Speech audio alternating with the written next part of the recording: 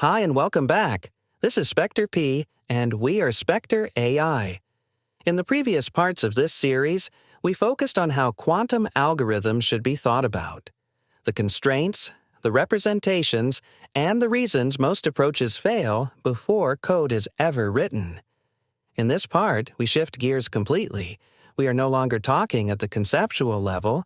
We are going to build an actual quantum algorithm from the ground up, using real mathematics, real circuits, and explicit design decisions. We will define the problem formally, specify the states, construct the circuit, choose the measurement strategy, and evaluate performance under physical constraints. This is not a high-level overview, and it is not a tutorial shortcut. This is a hands-on mathematical deep dive into how quantum algorithms are actually designed and why their limitations emerge in practice. We begin by stating the problem in its formal mathematical form, because everything that follows in this video is constrained by this definition. We assume a quantum system that is prepared in one of two known quantum states, which we'll call psi0 and psi1. These states are fully specified ahead of time, and the task is to decide which of the two was prepared, using a physical measurement process that necessarily destroys the state. Each state has an associated prior probability, P0 for psi0 and P1 for psi1, which represent how often each state is expected to occur before any measurement is made. The objective is not to guess perfectly, because that is impossible in general, but to minimize the overall probability of classification error. Formally, that error is defined as P0 times the probability of deciding psi1 when psi0 was prepared, plus P1 times the probability of deciding psi0 when psi1 was prepared. This expression is not a heuristic, and it is not a loss function we invented for convenience. It is the fundamental quantity that any physically realizable algorithm must minimize. On the right, we show the corresponding code-level abstraction of this same problem. We define a list of quantum states, a list of prior probabilities, and an output decision rule whose sole purpose is to minimize this error probability under measurement constraints.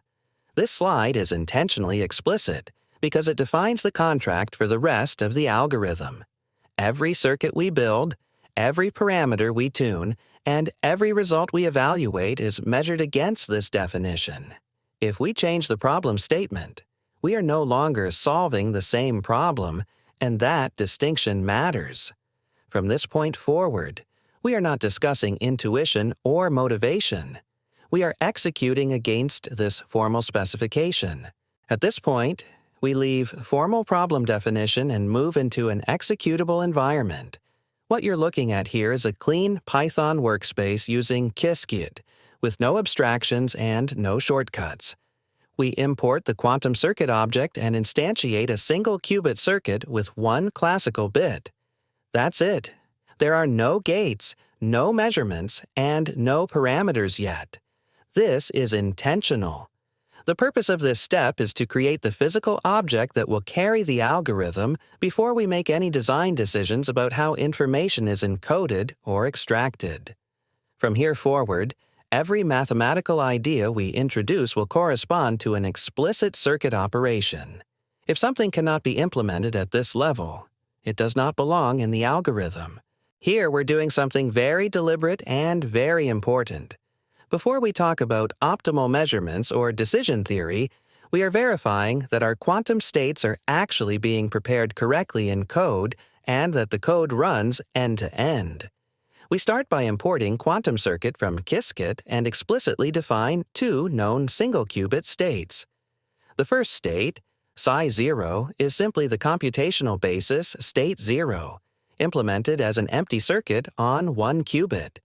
The second state, psi1, is a parameterized superposition defined by applying a rotation around the y-axis by an angle theta, which mathematically corresponds to cosine of theta over 2 times 0 plus sine of theta over 2 times 1. We fix theta here to a concrete numeric value, so there is no ambiguity or hidden optimization yet. Then, we explicitly draw both circuits and print them, which serves as a sanity check that the gates are exactly what we expect and nothing implicit is happening under the hood. This step may look simple, but it is critical. Every algorithm we build later assumes that state preparation is correct, reproducible, and executable. If this step fails, the rest of the algorithm is meaningless. At this point, we have verified runnable state preparation, and now we can safely move forward to measurement design and decision logic, knowing that our foundation is solid. What you're seeing here is the exact point where quantum information becomes classical information.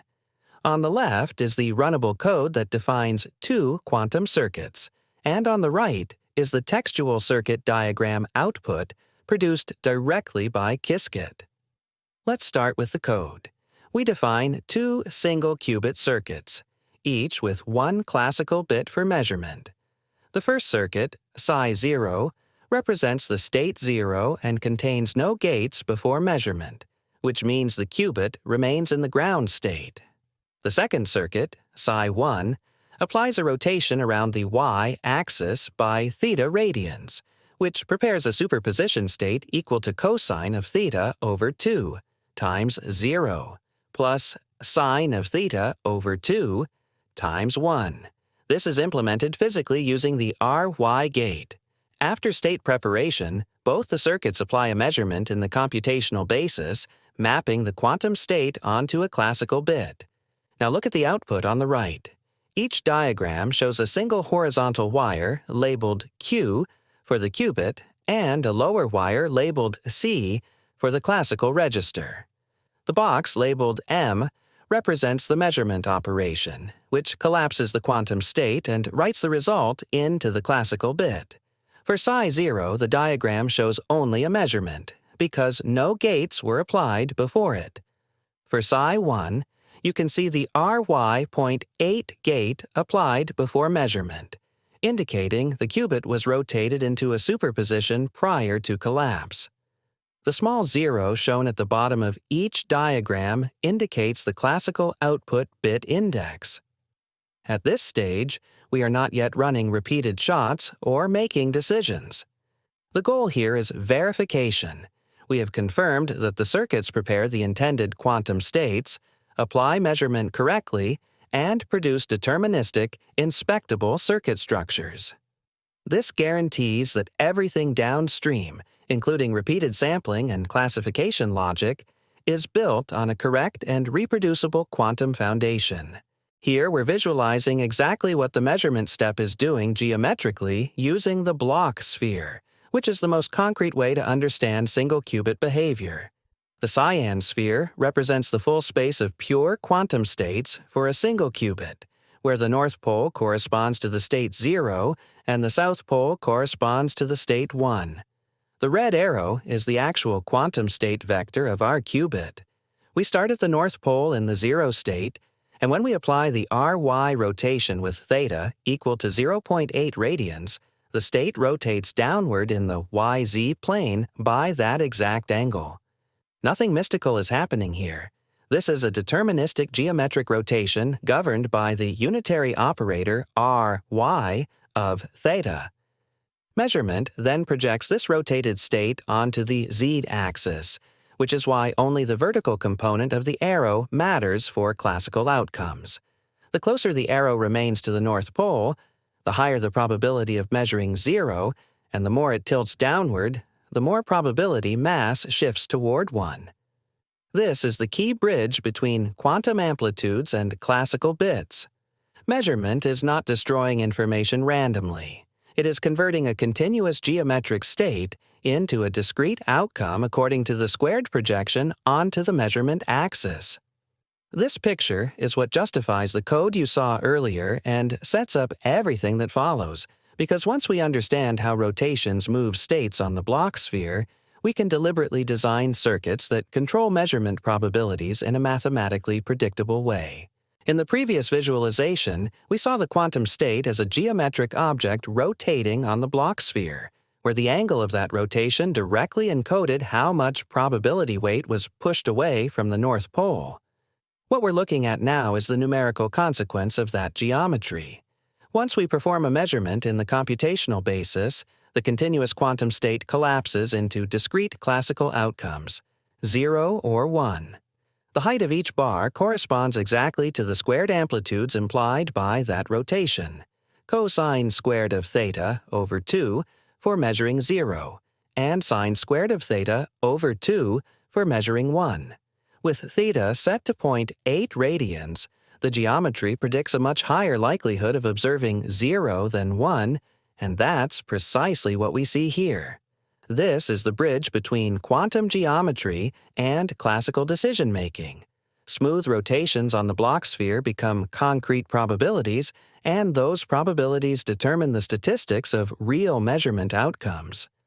From this point forward, everything we do algorithmically is about shaping those probabilities intentionally rather than guessing them after the fact. What we're doing here is making the final transition from physics to an algorithmic decision. Up to this point, we used geometry on the Bloch sphere to understand how the quantum state rotates, and then we converted that geometry into concrete measurement probabilities. Now, those probabilities have to be acted on. This diagram represents the simplest possible decision rule. Choose the outcome with the higher probability. On the left, the blue region corresponds to deciding 0, and on the right, the red region corresponds to deciding 1. The dashed vertical line in the middle represents the decision boundary, where the probabilities are equal, and on either side of that boundary, the algorithm commits to a specific classification. When the measured probability of 0 is larger than the probability of 1, the optimal action under a minimum error criterion is to decide 0, and when the probability of 1 dominates, the optimal action is to decide 1. This is where quantum measurement stops being abstract and becomes operational. The amplitudes determine probabilities, the probabilities define a decision boundary, and the decision boundary produces a concrete output bit. In more advanced treatments, this boundary is derived analytically using optimal measurements such as the Hellstrom bound, but conceptually the structure is already here. Everything we've built so far, state preparation, rotation, measurement, and probability extraction, exists for the sole purpose of reaching this point, where a quantum process produces a definitive classical decision. What you're looking at here is the complete end-to-end pipeline of quantum decision-making, starting from state preparation and ending with an explicit, testable decision rule. We begin by rotating a known reference state in Hilbert space using a parameterized operation, then project that geometric change through measurement, which collapses the quantum state into classical outcomes. Those outcomes induce probabilities that are not arbitrary, but are directly determined by the geometry of the rotation we applied earlier. And from those probabilities we apply a simple but powerful decision rule. Choose the hypothesis with the maximum likelihood under the observed statistics. This is the core bridge between abstract quantum mechanics and practical algorithmic behavior. Geometry becomes probability, probability becomes inference, and inference becomes a decision. In the next part of this series, we're going to take this exact pipeline and replace the fixed rotation with trainable parameters, introduce cost functions, and show how this framework turns into a learnable quantum classifier rather than a hand-designed example. So we move from demonstration to optimization and from intuition to implementation. Let's step back and consolidate what we've built here. We started by defining two quantum states in a mathematically precise way, then implemented those states directly as runnable circuits. We visualized the geometry of those states on the Bloch sphere, translated that geometry into measurable probabilities, and finally turned those probabilities into an explicit decision rule. This is the complete pipeline: state preparation, rotation, measurement, probability, and decision. Nothing hand-wavy, nothing abstracted away. Every step is executable, inspectable, and tied directly to the math. In the next part of this series, we're going to take the next critical step, replacing fixed parameters with learnable parameters. We'll introduce a parameterized decision circuit, define a cost function, and show how optimization actually enters the picture. That's where algorithm design stops being descriptive and becomes constructive. If you want to understand how quantum algorithms are trained, not just drawn, that's where we're going next. Thank you for watching. If you found this useful, please like the video and subscribe to the channel. It really helps us keep building deep, real-world quantum security content. You can visit spectreai.ai to explore over 55 hands-on quantum security labs and learn by doing, not just by theory.